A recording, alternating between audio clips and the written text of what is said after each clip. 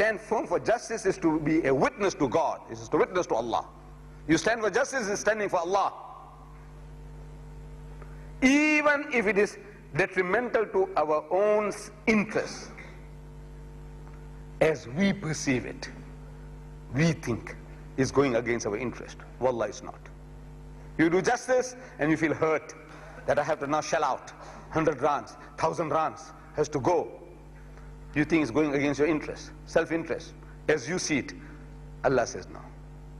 As you see it, but it's not going against your interest. It will be in your interest to do justice. How Allah rewards you in many different ways for you having done justice, what benefits you're going to get in the future, that you are a man who can stand up for justice. You find the whole world will come to your door. Like our Nabi Kareem sallallahu alayhi wasallam, you know, even before Nubuwa, the title that they gave him, As-Sadiqul Wa'dul Ameen.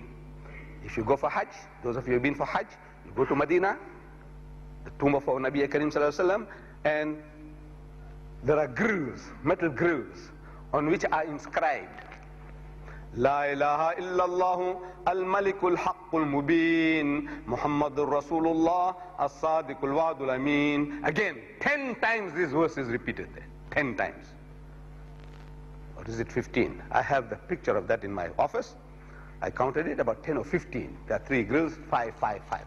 La ilaha illallah al-malikul haqqul mubin, Muhammadur Rasulullah, As-Sadiqul Wa'dul Ameen. As-Sadiqul Wa'dul Ameen is not from the Quran. This is the tribute that the mushriks of Makkah paid to him. Is As-Sadiqul Wa'd, a man who fulfills his promises. Al-Ameen, the truthful, the faithful, the trustworthy. Just, the man is just. Even if it goes against our own interests as we conceive them, or the interests of those who are near and dear to us. According to the Latin saying, let justice be done though heaven should fall. But Islamic justice is something higher than the formal justice of the Roman law or any other human law. It is even more penetrative than the subtler justice in the speculation of the Greek philosophers. It searches out the innermost motives, because we are to act as in the presence of Allah, as if Allah is present. He's a witness, He knows what is in your heart and mind.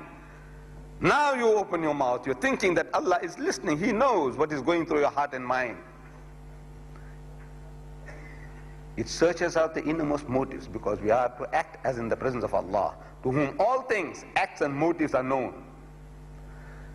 He continues on what I've already said. He says some people may be inclined to favor the rich, because they expect something from them. Some people may be inclined to favor the poor, because they are generally helpless. So these are your considerations. The man is helpless, help him. The guy is rich, so my butter is buttered that side. Bread is buttered that side. Because they are generally rich. Partiality in either case is wrong. Be just, without fear or favor. Both the rich and the poor under God's protection, as far as the legitimate interests are concerned. But they cannot expect to be favored at the expense of others, and He, Allah, can protect their interests far better than any man. All this you're getting in this book. Language, philosophy, right guidance, understanding. When you read this and you talk about this, it changes your life. It must change your life. That's the purpose of the book, is to change our lives. But we read it for sawab, for blessings, and I believe, wallah, I believe that Allah will give you sawab. But you see, we are bargaining with Allah very cheap. You are getting something in return very cheap. You're bargaining for 10 to 1. When you can get 1,000,000 to 1, do business with him, 1,000,000 to 1, bighayra hisab, without account. You can do business with him, no counts. How? You read with understanding, and that motivates you into action. 1,000,000-fold reward. Do that type of business. You don't have to keep count. He is a good accountant. He's got his accountants with us. But we say he is the most perfect accountant, nothing can go wrong. Your niyyah is right, is getting credited. On the day of judgment, you will get everything more than what you deserve. 100-fold reward, 1,000-fold reward, 1,000,000-fold reward for all the little things that we have been doing. Our salat, our zakat, our hajj, our sawm. For everything, more than what you deserve. And when everything is given to you, a mountain size blessings, then another Himalayan, like the Himalaya, another heap of blessings. Say, what is this for now? Look, I can see, all right, I have been praying, not too good. My mind was not always there, but I'm grateful that you accepted all those weak salats of ours. What is this really?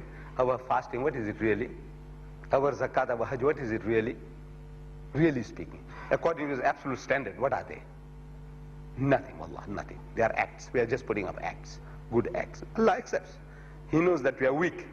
He accepts. But for that, He has given you 1,000,000-fold reward for that. And now another Himalayan heap of blessings. See, Ya Bari Tala, what is this for now? So these are for your good intentions. Can you imagine? Your good intentions. A man came to you. He said, we're putting up a masjid. I need some help. Please help us. How much? What do you need? He says, we need another 50,000 rands to complete the job. It hurts you. He says, man, this work is worth assisting. If Allah had given me that 50,000 rands, I wouldn't allow this man to go around begging. That's all. You got only 5 rands or 50 rands you can spare. You give it to him.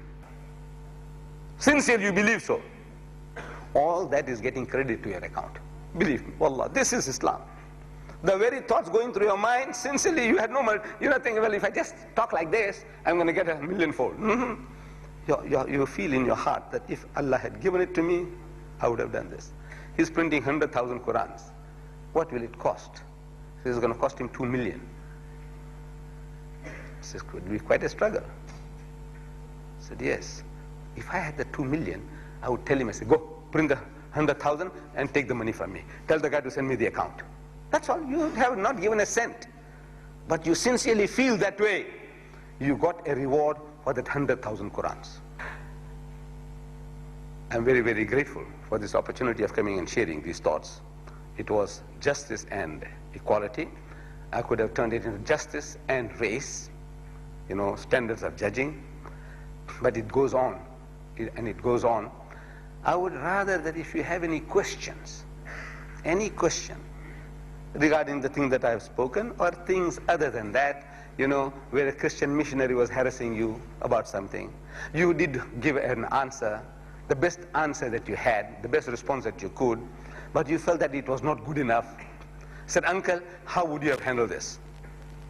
In other words, I share with you. Maybe your answer was better than anything that I can imagine for myself. I will be learning from you. But he said, uncle, how would you have answered this? Uncle, how would you have dealt with this? So in other words, now I'm sharing with you that you in turn can use it to get better armed. So if there are any questions, I'll be happy to answer those questions of yours. We can have half an hour given to question time. Can we have some questions from my brothers? We must learn to open our mouths. See, because otherwise we are terrified. The knowledge is there, but if you can't open your mouth, nobody knows. You